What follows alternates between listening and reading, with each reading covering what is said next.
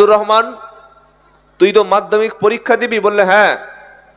বলছে আচ্ছা তোদের ধর্ম ইসলাম শান্তির, বললে শান্তি মানে বিশাল শান্তি। তা বলছে আচ্ছা শান্তির ধর্ম যদি ইসলাম হয় তাহলে তোদের ধর্মে এত মারামারি কাটাকাটি, এই যে কোরআনে অসংখ্য জায়গায় জিহাদ জিহাদ জিহাদ জিহাদ এগুলো লেখা আছে কেন বলতো? কোন শান্তিপ্রিয় মানুষ কি কখনো লড়াই করতে পারে? কি বলছেন আপনারা? হ্যাঁ বানা বলে না? না। রবীন্দ্রনাথ ঠাকুর তিনি শান্তিপ্রিয় ছিলেন, বিদ্যাসাগর শান্তিপ্রিয় ছিলেন, মাইকেল মধুসূদন দত্ত শান্তিপ্রিয় ছিলেন, শ্রী শ্রী রামকৃষ্ণ পরমহংসদেব শান্তিপ্রিয় ছিলেন, স্বামী বিবেকানন্দ শান্তিপ্রিয় ছিলেন, ঈশ্বরচন্দ্র বিদ্যাসাগর শান্তিপ্রিয় ছিলেন, হযরত মুহাম্মদ শান্তিপ্রিয় ছিলেন, গান্ধীজি শান্তিপ্রিয় ছিলেন। তো সবাই যখন শান্তির কথা বলছে, তাহলে এই মুহাম্মদ সাল্লাল্লাহু আলাইহি ওয়াসাল্লাম যে কোরআন মানুষের কাছে প্রচার করত, এই কোরআনে কেন জিহাদ শব্দ লেখা আছে? জিহাদ মানে তো কতল করা, জিহাদ মানে তো অমুসলিমকে মারামারি করা, জিহাদ মানে তো মানুষকে হত্যা করা, জিহাদ মানে অন্য ধর্মের ধর্মীয় উপাসনালয়কে ভেঙে ফেলা, জিহাদ মানে অমুসলিমদেরকে তো কচুকাটা করা। তাহলে তুই ভাই বললি যে ইসলাম শান্তির ধর্ম, তাহলে কোরআনে জিহাদ কেন লেখা আছে? কি বলবি বল? ভালো করে কথা শোনার চেষ্টা করবেন, এই সব বক্তব্য এখনই দরকার। তো মুসলিম ছেলে, আপনার ছেলে আব্দুর রহমান বলছে না কোরআনে লেখা আছে তাই, কোরআনে লেখা আছে তাই। তার মানে কি মুসলমান ইসলাম বলছে মারামারি করো, কতল করো, অমুসলিমদেরকে পুড়িয়ে দাও, তাদের মন্দির ভেঙে দাও, এরকম কথা বলছে? আসল ব্যাপারটা এটা নয়। আমি আব্দুল্লাহ জুবায়ের আপনাকে চ্যালেঞ্জ করছি, 570 খ্রিস্টাব্দে মোহাম্মদ জন্ম নিলেন মক্কায়, আর তিনি যখন ইন্তেকাল করছেন তখন 632 মানে 62 বছর বয়সে তিনি মারা গেছেন, ইন্তেকাল করেছেন। এই 62 বছরের জীবনে হযরত মুহাম্মদ মুস্তাফা সাল্লাল্লাহু আলাইহি ওয়াসাল্লাম একজন অমুসলিমকে আঘাত করেছেন, হত্যা করেছেন, মানে হত্যা করেছেন। যদি কেউ প্রমাণ করতে পারে তো আমি তাকে সারা জীবন তার গোলামি করব। যদি কোনো মায়ের বেটা থাকে উঠে এসে বলবেন যে মুহাম্মদ সাল্লাল্লাহু আলাইহি ওয়াসাল্লাম একজনকে হত্যা করেছে। তাহলে জিহাদ শব্দটা কোত্থেকে আসলো? কেন কোরআনে জিহাদ লেখা আছে? জিহাদ মানে আপনাকে বুঝতে হবে ভাই, জিহাদ মানে আমাদেরকে ভুল ব্যাখ্যা শেখানো হয়েছে, অমুসলিম ভাইদের কাছে ভুল ব্যাখ্যা দেয়া হয়েছে। জিহাদ মানে মারামারি, জিহাদ মানে কাটাকাটি, জিহাদ মানে জঙ্গি, জিহাদ মানে মন্দির ভেঙে ফেলো, জিহাদ মানে অমুসলিমকে পোড়াও। এই ব্যাখ্যাটা তাদের মাথার মধ্যে ঐতিহাসিকরা মিথ্যাভাবে তুলে ধরেছে, তাই আজকের হিন্দু মুসলমানের এই দূরত্ব তৈরি হয়ে গেছে। এবার আসুন জিহাদের প্রকৃত অর্থটা জেনে নেওয়া যাক। প্রথমে মারামারি বা হত্যা করা, হত্যা করার আরবি শব্দ হচ্ছে কতল। কি নাম বললাম? কতল করা। জিহাদ শব্দের প্রকৃত অর্থ হলো চেষ্টা করা। শুনছেন আপনারা? অসুস্থ শরীরে যতটুকু বলছি শুনেন। জিহাদ শব্দের প্রকৃত অর্থ কি বললাম? চেষ্টা করা। ধরুন এই এলাকার একটা ছেলে মাধ্যমিক পরীক্ষা দিয়ে তার মাথায় চিন্তা আছে যে আমি নিট পরীক্ষা দেব, মেডিকেল পরীক্ষা দিয়ে আমি একটা এমবিবিএস ডাক্তার হব। এমবিবিএস ডাক্তার তো আর দুটো বই পড়লে হবে না, প্রচুর কোচিং করতে হবে, অনেক প্র্যাকটিস করতে হবে, তবে সে একটা এমবিবিএস ডাক্তার হতে পারবে। 5 থেকে 10 লাখ টাকা খরচ আছে। সেই ছেলেটা প্রথম বছর নিটে চান্স পেল না, দ্বিতীয় বছর পেল না, এভাবে 4 বছর ট্রাই করার পরে 5 বছরে গিয়ে সে চান্স পেল। প্রাণপণ চেষ্টা করে রাত দিন পড়াশোনা করে অবশেষে এমবিবিএস ডাক্তার হিসাবে সফল হলেন। এই যে রাত দিন প্রাণপণ চেষ্টা করেছেন, এই চেষ্টাটাকে আরবিতে বললে কি হবে বলেন? জিহাদ। একজন পুলিশ অফিসার, একজন ছেলে তার ইচ্ছা আছে আমি একজন বড় আইপিএস অফিসার হব বা ডব্লিউবিসিএস অফিসার হব। সে প্রাণপণ চেষ্টা করে, পড়াশোনা করে, প্র্যাকটিস করে, মাঠ কমপ্লিট করে, যত রকমের যা কিছু আছে সব করে অবশেষে একদিন সত্যি সে আইপিএস অফিসার হলো, ডব্লিউবিসিএস অফিসার হলো, হয়ে থানার একজন উচ্চ পর্যায়ের সৎ অফিসার হলো। এবার বলুন, এই যে প্রাণপণ চেষ্টা করে তিনি যে সাফল্য অর্জন করলেন, এই চেষ্টাটাকে যদি আরবিতে বলা হয় তখন তার নাম কি হবে? জিহাদ। আমাদের মাথার মধ্যে একটা ভুল ধারণা রয়েছে যে জিহাদ মানে মারামারি করা, কাটাকাটি করা। আল্লাহর নবী সাল্লাল্লাহু আলাইহি সাল্লাম মক্কার জমিনে 13টি বছর নবুয়তের দাওয়াত দিয়েছে। আল্লাহ পাক তার নবীকে শুনিয়েছে, ইয়া আইয়ুহার রাসূল বাল্লিগ মা উনজিলা ইলাইকা মির রাব্বিক। 6 নম্বর পারা 18 নম্বর পৃষ্ঠা 9 নম্বর লাইনে 67 নম্বর আয়াত সূরার নাম মাইদা। আল্লাহ পাক বলছেন, হে আমার রাসূল, বাল্লিগ প্রচার করো, তাবলিগ করো, পৌঁছে দাও, মা উনজিলা ইলাইকা মির রাব্বিক, তোমার রবের পক্ষ থেকে যেটা তোমার কাছে মেসেজ গেছে তার নাম হলো কোরআন। এটা তুমি মক্কায় নয় সারা বিশ্বে ছড়িয়ে দাও। অর্ডার কার? বলেন না, আল্লাহর। ফাইল্লাম তাফআল ফামা বাল্লাগতা রিসালাতা, যদি তুমি নবুয়াতের প্রচার না করো, কোরআনের দাওয়াত যদি না দাও, তাহলে তুমি রিসালাতের দায়িত্ব পালন করলে না। এবার বলুন, মক্কায় নবী যখন বলল, আবু জাহেলের কাছে, আবু লাহাবের কাছে গিয়ে তরবারি নিয়ে বুকে ধরেছিল না প্রথমে এক আল্লাহর দাওয়াত দিয়েছিল? আল্লাহর নবী কখনো এক হাতে কোরআন আর এক হাতে তরবারি তুলে নিয়ে আবু জাহালের বাড়িতে কিন্তু সন্ত্রাসী হামলা করেনি। করেছে? উদবা সাইবা মক্কার কোন কোরাইশের বাড়িতে মুহাম্মদ সাল্লাল্লাহু আলাইহি সাল্লাম বোম মারেনি, ঘর ভাঙচুর করেনি। বরং যখন তাদের সঙ্গে দেখা হয়েছে, মুহাম্মদ সাল্লাল্লাহু আলাইহি সাল্লাম একটাই কথা বলেছে, আল্লাহ ছাড়া কোনো উপাস্য নাই। এটা ছিল দাওয়াত। আল্লাহ ছাড়া বৃষ্টি বর্ষণ কেউ করে না, আল্লাহ ছাড়া আসমান থেকে রুজি দাতা কেউ নাই, আল্লাহ ছাড়া হায়াতের মালিক কেউ নাই, আল্লাহ ছাড়া মৌতের মালিক কেউ নাই, আল্লাহ ছাড়া আইন দাতা কেউ নাই, আল্লাহ ছাড়া শাসনকর্তা কেউ নাই, আল্লাহ ছাড়া ভাগ্য পরিবর্তনের কেউ নাই। এই কথাটা যখন বলল, তখন মক্কার মানুষ মুহাম্মদ সাল্লাল্লাহু আলাইহি ওয়াসাল্লামের পিছে শত্রুতা করতে শুরু করলো। কেন? এতদিন তারা 360টা খোদাকে মাবুদ বলে ডেকেছে, কিন্তু মুহাম্মদ সাল্লাল্লাহু আলাইহি ওয়াসাল্লাম তো এক আল্লাহর কথাই বলছে। তারা বলল, আরে 360টা সব ভুল আর মুহাম্মাদের আল্লাহটা সঠিক। তাদের সঙ্গে ঝামেলা শুরু হলো, নবীকে মারা হলো, রক্তাক্ত করা হলো। রক্তাক্ত হওয়ার পরে, মার খাওয়ার পরে নবীজি মক্কায় কখনো প্রতিশোধ গ্রহণ করেনি। তিনি বলছেন, আল্লাহ আমি কি করব বলুন? আল্লাহ বলছে, শোনো, আমি তোমাকে দারোগা হিসেবে পাঠাই নাই। লাস্তা আলাইহিম বিমুসাইতির, নবী তুমি দারোগা নও। দারোগা বোঝেন? চোর ধরা পড়ল, খুনি ধরা পড়ল, সন্ত্রাসী ব্যক্তি ধরা পড়ল, পুলিশ তাকে নিয়ে থানায় গিয়ে বিরিয়ানি আর চা খাওয়ায়, তাই তো নাকি? কথা বলে না? বিরিয়ানি খাওয়ায়, খেয়ে এসছেন মনে হয় 2-1 বার। তাকে ধরা পড়ে যত রকমের শাস্তি আছে সব প্রয়োগ করে। আল্লাহ পাক মুহাম্মদ সাল্লাল্লাহু আলাইহি ওয়াসাল্লামকে বলছে, নবী লাস্তা আলাইহিম বিমুসাইতির, আপনি কিন্তু দারোগা নন। আপনি লাঠি নিয়ে কারোর ঘরে মারবেন না, আপনি তরবারি নিয়ে কেউ কলেমা না পড়লে জোর করে তাকে কলেমা পড়ানো, জোরে বলো, যাবে না। ইসলাম কখনো চাপ দিয়ে কাউকে কলেমা পড়াতে বলে না। ইসলাম জোর করে কারো কোনো মন্দির ভেঙে মসজিদ করতে বলে না। শুনতে পেলেন?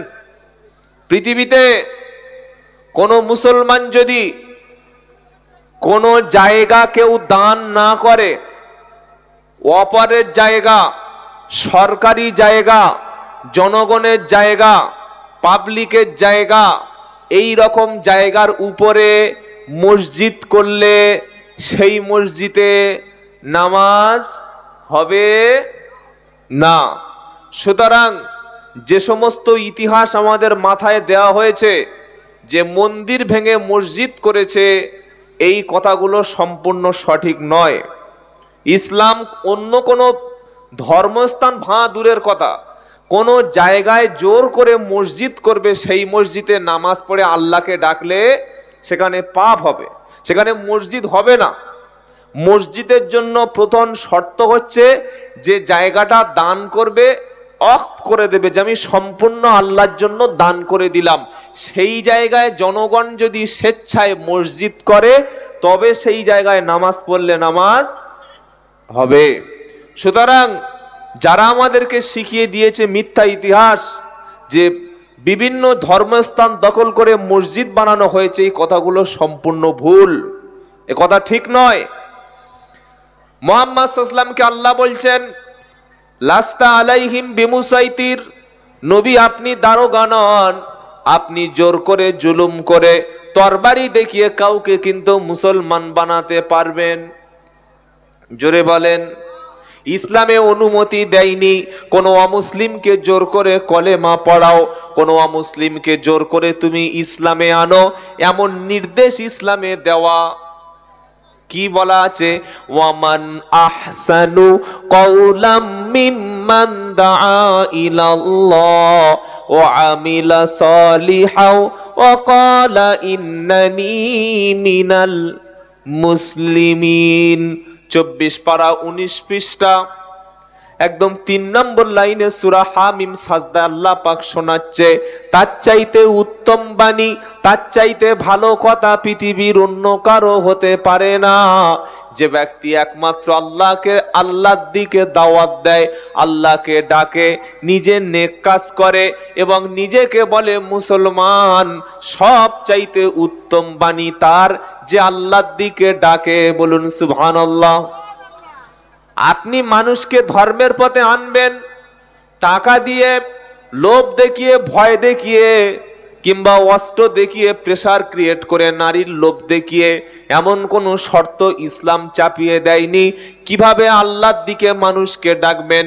কোরআন শোনাচ্ছে উদউ ইলা সাবিলি রাব্বিকা বিল হিকমাতি ওয়াল মাউইজাতিল হাসানা ওয়াজাদিলহুম বিল্লাতি হিয়া আহসান। 14 পারা 20 পৃষ্ঠায় 11 নম্বর লাইনের 125 নম্বর আয়াত, সূরার নাম নাহাল। আল্লাহ পাক শোনাচ্ছে নবী আপনি মানুষদেরকে ডাকুন, আপনার রবের দিকে মানুষদেরকে ডাকুন, হিকমতের সঙ্গে যুক্তি পেশ করে, মিষ্টি মিষ্টি কথা বলে, ভালো ব্যবহারে, উত্তম কথা, উত্তম যুক্তি তর্ক দিয়ে মানুষকে ডাকুন। হেদায়েত কে হবে আর না হবে সেটা কিন্তু জানি আমি আল্লাহ। সুবহানাল্লাহ। আবার আল্লাহ পাক বলছেন ফাযাক্কির ফাইন্নাদ যিকরা তানফাউল মুমিনিন। নবী আপনি উপদেশ দিতেই থাকুন, উপদেশ কাজে লাগবে তার, মুমিন হবে যে ব্যক্তি উপদেশটা শুধু তার কাজে লাগবে।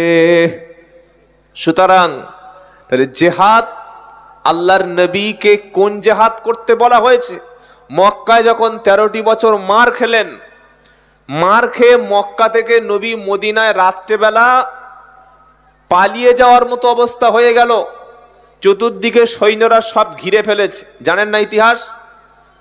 আল্লাহর নবী ঘুমিয়ে আছেন, জানতেন না যে সেই রাত্রেই হত্যা করে ফেলা হবে। আচ্ছা বলুন, আল্লাহর নবী মুহাম্মদ সাল্লাল্লাহু আলাইহি ওয়াসাল্লাম মক্কায় কোনো গন্ডগোল করেছিলেন? করেননি। কারো ঘর ভাঙেনি, কারো দেবদেবীকে গালিগালাজ করেনি, কারোর সঙ্গে কোনো দুশ্মনী করেনি। তিনি শুধু একটাই কথা বলেছিলেন, আল্লাহ ছাড়া আর কোনো উপাস্য নাই।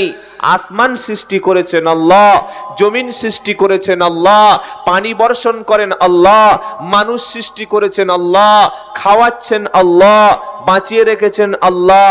তো আসমান যার, জমিন যার, হুকুমটা কাজ চলবে ভাই আল্লাহর।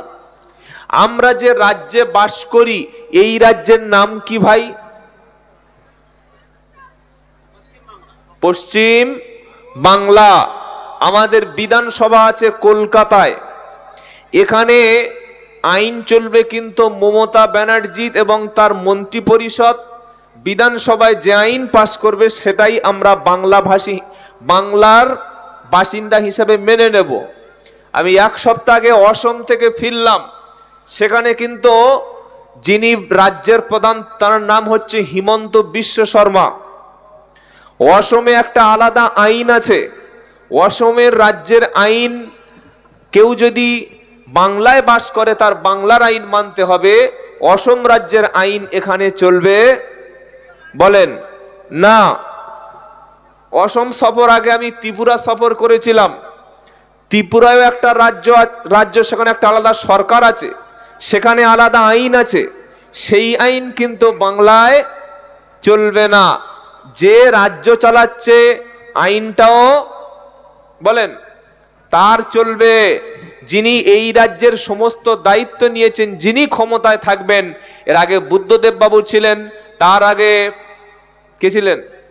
জ্যোতি বসু ছিলেন, তার আগে কে ছিলেন? কংগ্রেস ছিলেন। যিনি ক্ষমতায় থাকবে তার আইন চলবে। তো আল্লাহ নবীকে বললেন, নবী আমি মানুষকে খেতে দিচ্ছি, আমি মানুষকে অক্সিজেন দিচ্ছি, আমি মানুষকে বাঁচিয়ে রেখেছি, ফসল আমি ফলাই, আসমান থেকে বৃষ্টি আমি দিই, খাদ্য আমি দিই, সুতরাং আল্লাহ ছাড়া অন্য কারো আইন আর চলবে না। এখানেই আবু জাহেল আবু লাহাব মক্কার কাফেররা নবীর সাথে এখানেই সংঘর্ষ হলো। তারা বলল না, আমাদের বাপ দাদার আইন চলবে। কার আইন চলবে? বাপ দাদার আইন। নবী বললেন না, আইন তো চলবে তার, যিনি সৃষ্টি করেছেন তার আইন চলবে। 13টি বছর নবী মার খেলেন। রাত্রেবেলা শুয়ে আছেন বিশ্ব নবী, জিব্রাইল এসে বললেন, মুহাম্মদ সাল্লাল্লাহু আলাইহি ওয়াসাল্লাম উঠে পড়ুন, রাতের বেলা এখানে আর থাকা যাবে না, মক্কাটা আপনার জন্য এখন কিন্তু সেফ না।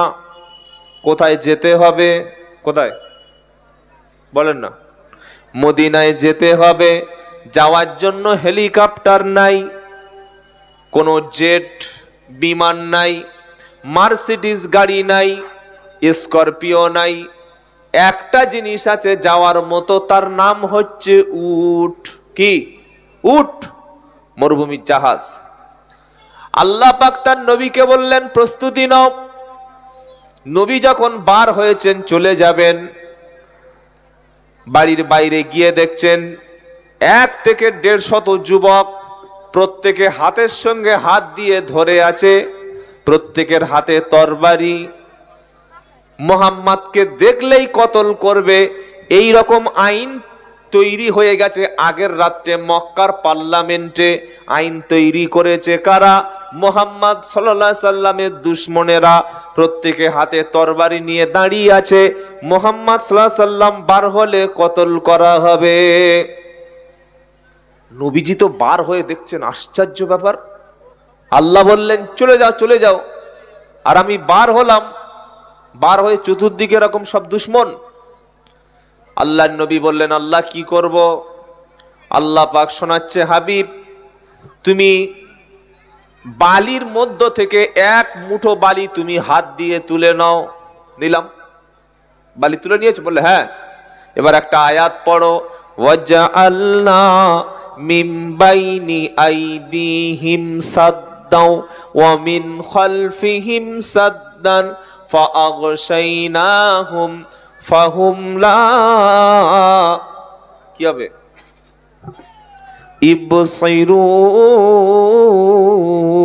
ইবসিরুন। এটা কোন সূরায় আছে ভাই? সূরা ইয়াসিনে। ইয়াসিনকে চিনি না তা বলবো কিভাবে? ইয়াসিন চিনি আমরা, আমাদের পাড়ার ইয়াসিনকে চিনি, ওই করিমের বাপ গো, ওটা চিনি। আসল ইয়াসিনকে কিন্তু চিনতে পারলাম না। আসল ইয়াসিন তো আছে সূরা ইয়াসিনে, কোরআনে। এই সূরাটি মৃত্যুর সময় কোনো ব্যক্তি যদি তেলাওয়াত করে, অথবা তার পাশে তেলাওয়াত করা হয়, মৃত্যুর যন্ত্রণাটাকে আল্লাহ অনেকটা হালকা করে দেবেন। না সুবহানাল্লাহ এখন বলার দরকার নাই, কাল সকালের দিকে একবার বলবেন, জোর করে বলাতে হচ্ছে। সূরা ইয়াসিন, আপনার ছেলেকে সূরা ইয়াসিন শিক্ষা দিন, আপনার মেয়েকে সূরা ইয়াসিন কমপক্ষে শিক্ষা দিন। আপনি যেদিন মারা যাবেন ডাক্তার এসে পালস মাপবে, ডাক্তার এসে আপনাকে প্রেসার মাপবে, শরীরের টেম্পারেচার মাপবে, আত্মীয় স্বজন সবাই বসে কাঁদবে। সে সময় ছেলেরা বলছে হুজুর মসজিদে গিয়ে বলছে চলো বাপের মৃত্যুর সময় ইয়াসিনটা পড়ে দেবে চলো। হুজুরও দৌড়ে দৌড়ে এসে দেখছে তখন ইয়াসিনের বাপ মারা গেছে। কি হয়েছে? ইয়াসিনের বাপই বেঁচে নাই, তো লাভটা কি হলো? কি ছেলে জন্ম দিলাম ভাই? যে ছেলে বাপের মৃত্যুর সময় উকিল ডেকে আনলো জমি জায়গা ভাগ করবে বলে, এমন ছেলে জন্ম দিতে পারলাম না যে ছেলে বাপের মৃত্যুর সময় একটু ইয়াসিন পড়ে শোনাবে। আমরা তো মেয়েদেরকে বেশি কোরআন শিক্ষা দিই শুধুমাত্র বিয়ের জন্যে, কিছু মনে করবেন না। মক্তব গিয়ে দেখবেন আপনাদের গ্রামে যদি মক্তব থাকে, যদি 4টে ছেলে পড়ে 30টা মেয়ে পড়ে। কেন না? আমার মেয়ে মাধ্যমিক, উচ্চ মাধ্যমিক, গ্র্যাজুয়েশন, এমএ কমপ্লিট করে সব ঠিক আছে, কিন্তু ছেলের বাপের ডিমান্ড হলো কোরআন না জানলে আমার ছেলের সঙ্গে বিয়ে বলেন দেব না। তাই এসে কোরআন শেখাচ্ছে। প্রকৃত মুসলমান সে নিজের ছেলে মেয়েকে আল্লাহ চিনিয়েছে, যে প্রকৃত মুসলমান সে নিজের ছেলে মেয়েকে সুশিক্ষায় শিক্ষিত করেছে, যে প্রকৃত ছেলে মেয়ে বাপ মা হলো সে নিজের সন্তানটাকে মূর্খ না করে একজন এডুকেটেড বানিয়েছে, যে আর সবচাইতে উত্তম শিক্ষা হলো কোরআন শিক্ষা। এই শিক্ষা ভদ্র শেখায়, এই শিক্ষা মদ খেতে নিষেধ করে, এই শিক্ষা সুদ খেতে নিষেধ করে, এই শিক্ষা ঘুষ খেতে নিষেধ করে, এই শিক্ষা জেনা করতে নিষেধ করে, এই শিক্ষা ডিজে গান বাজাতে, বাজনা শুনতে, মিউজিক শিখতে নিষেধ করে। কোরআনের শিক্ষাটা অপরের সম্পত্তি দখল করতে নিষেধ করে। কোরআন মানুষকে বড় কথা বলে অপমান করতেও নিষেধ করে। এমনকি কোরআন চিৎকার করে মানুষকে অসভ্য ভাষায় গালিগালাজ করতেও নিষেধ করে। এবার বলুন, আমি আর আপনি যদি ছেলে এবং মেয়েকে কোরআনের ইয়াসিনটা শিক্ষা দিয়ে যাই, তাহলে মরণের সময় ইয়াসিন শুনতে পাবো। আর যদি ইয়াসিন শরীফ শিক্ষা না দিই, তাহলে ওইভাবে মরতে হবে। এবার ডিসিশন আপনার, আপনি কি করবেন। কথা মনে থাকবে ইনশাআল্লাহ। তবে আমি আব্দুল্লাহ জুবায়ের আপনার হাত নয় পায়ে দুটো ধরে বলছি, আপনার ছেলেকে আপনি শিক্ষিত করুন, আপনার ছেলেকে ডাক্তার বানান, আপনার ছেলেকে মাস্টার বানান, আপনার ছেলেকে একজন ভালো নিরপেক্ষ সাংবাদিক বানান, আপনার ছেলেকে একটা ভালো আইনজীবী